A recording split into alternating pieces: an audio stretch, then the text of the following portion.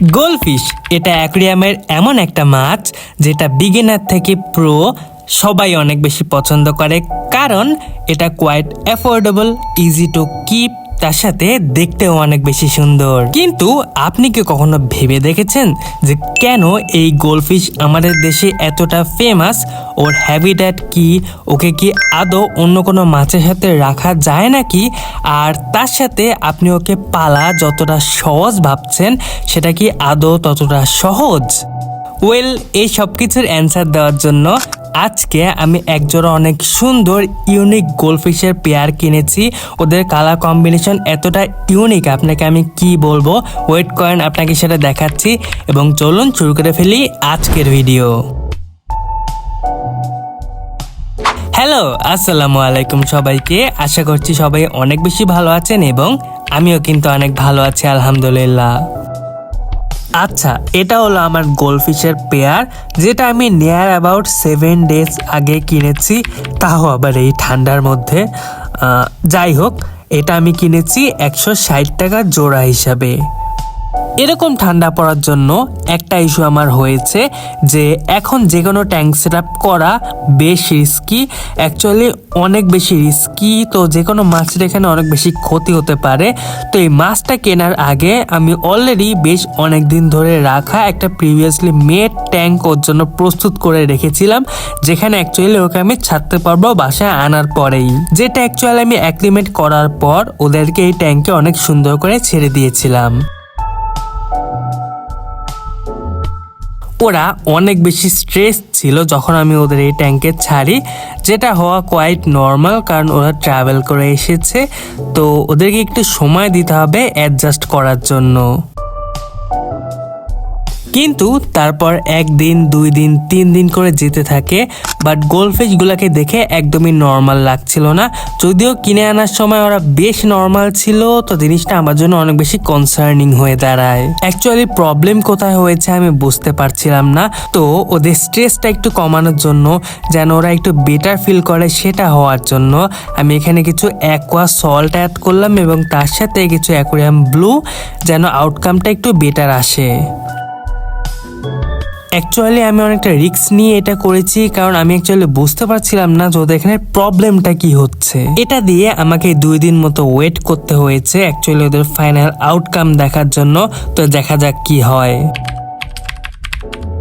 But আলহামদুলিল্লাহ 2 দিন পর ওদের দেখে মনে হলো ওরা অনেকটাই রিকভার করেছে। এখন ওরা আগের থেকে অনেক বেশি ইন্টারঅ্যাক্টিভ, অনেক বেশি মুভমেন্ট করছে এবং এখনই আমার মনে হয় পারফেক্ট সময় ওদেরকে আপনাদের সাথে ইন্ট্রোডিউস করিয়ে দেওয়ার জন্য।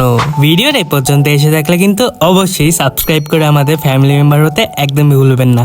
এক্ষুনি প্রেস করে দিন সাবস্ক্রাইব বাটনটা। আচ্ছা, আমার এই গোল্ডফিশের পেয়ারটা কিন্তু অনেক বেশি ইউনিক। অরিজিনালি এই গোল্ডফিশগুলোর নাম হলো white fintail goldfish, quite common aquarium শপে। কিন্তু আমার এই পেয়ারটা কিন্তু এখানে অনেক বেশি ইউনিক। যেমন একটার পেটের নিচের অংশে দেখুন কিরকম অরেঞ্জ কালারের একটা মিউটেশন এসেছে, যেটা আমার কাছে দেখে অনেক ইউনিক লেগেছে।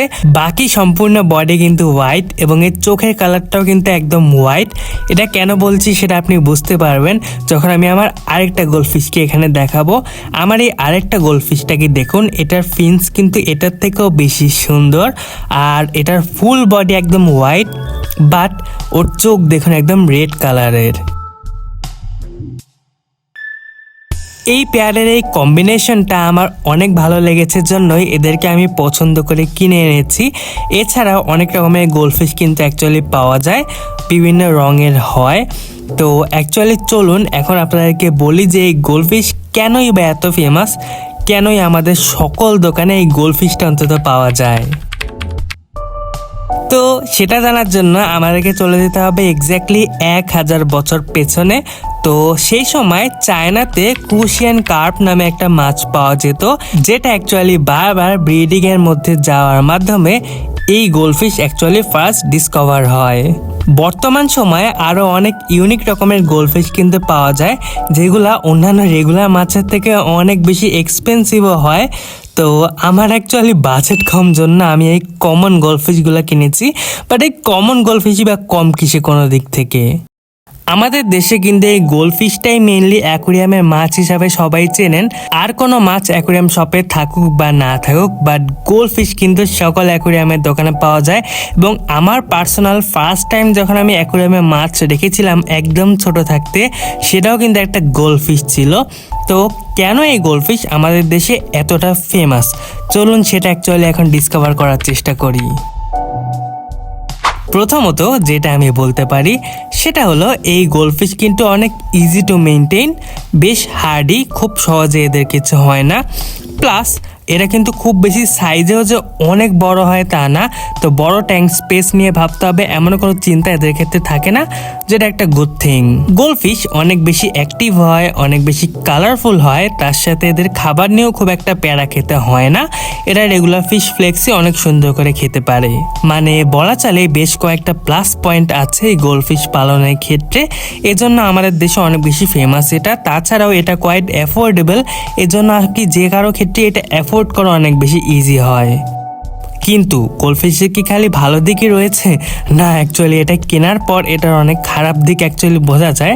খারাপ বলতে যে সেরকম খারাপ তা না, বাট প্ল্যান্টের ট্যাঙ্কে একবার গোল্ডফিশ ছেড়ে দেখুন, কোনো প্ল্যান্টও আস্ত রাখবে না, সব প্ল্যান্ট একদম খেয়ে উল্টে নষ্ট করে ফেলবে। আর আরেকটা সমস্যা, এরা অনেক বেশি খাবার খায় এবং অনেক বেশি ট্যাঙ্ক নষ্ট করে। ট্রাস্ট মি, খুব জলদি এদের ট্যাঙ্ক অপরিষ্কার হয়ে যায়। আর আরেকটা সমস্যা, আপনি যদি মনে করেন যে এদেরকে কমিউনিটি ট্যাঙ্কে রাখবেন, অন্যান্য ছোট মাছ যেমন গাপ্পি, জেব্রা, ড্যানিও, এই টাইপের ছোট ছোট মাছ এদের সাথে রাখবেন, তো ভুলেও সেটা করবেন না। এর মুখে যা আটবে এ সব খেয়ে নেবে। চিংড়ি মাছ এদের one of the most favourite fish, আমি জানি, তো ভুলেও এদের ট্যাঙ্কে চিংড়ি মাছ রাখতে যাবেন না। আর যদি এগুলা দিক মেনটেন করতে পারেন, ফ্রিকোয়েন্ট ওয়াটার চেঞ্জ আপনার জন্য কোনো ইস্যু না হয়, তাহলে গোল্ডফিশ আপনার জন্য অনেক পারফেক্ট একটা সুন্দর অপশন। ও আরেকটা ইম্পর্টেন্ট জিনিস, অন্যান্য সকল মাছের ক্ষেত্রে যে অ্যাকুরিয়াম ফিল্টার অনেক বেশি প্রয়োজন তা না, বাট গোল্ডফিশের ক্ষেত্রে কিন্তু এটা অনেক বেশি প্রয়োজন। কারণ গোল্ডফিশ কিন্তু প্রপার ওয়াটার ফ্লো ছাড়া একদমই সার্ভাইভ করতে পারে না, ওদের ট্যাঙ্কে ফ্লো থাকতেই হবে। এর আগে আমি যখন ছোট থাকতে ওদের ট্যাঙ্কে যখন অক্সিজেন থাকতো না, বা আরও সরাসরি বলতে গেলে যখন কারেন্ট থাকতো না অনেক সময়ের জন্য, ওরা কিন্তু অনেকবারই মারা গিয়েছে এবং অনেক বেশি স্ট্রেসের মধ্যেও চলে যায়। তো একটা অ্যাকুরিয়াম পাম্প কিন্তু মাস্ট যদি আপনি গোল্ডফিশ রাখতে চান, এটা মাথায় রাখবেন। তো আপনি কি আমার মতো একজোড়া গোল্ডফিশ আপনার ট্যাঙ্কেও রাখতে পছন্দ করবেন? যদি রাখতে চান তাহলে অবশ্যই কমেন্ট করে আমাদেরকে জানাতে ভুলবেন না। এবং ইনশাআল্লাহ আপনাদের সাথে দেখা হবে সামনে নতুন কোনো ইন্টারেস্টিং ভিডিওতে ইনশাআল্লাহ। সেই পর্যন্ত সবাই ভালো থাকুন, সুস্থ থাকুন, আসসালামু আলাইকুম। এবং আমাদের ইনসাইড অ্যাকুরিয়াম পরিবারের সাথে রাখতে কিন্তু একদমই ভুলবেন না। আল্লাহ হাফেজ সবাইকে।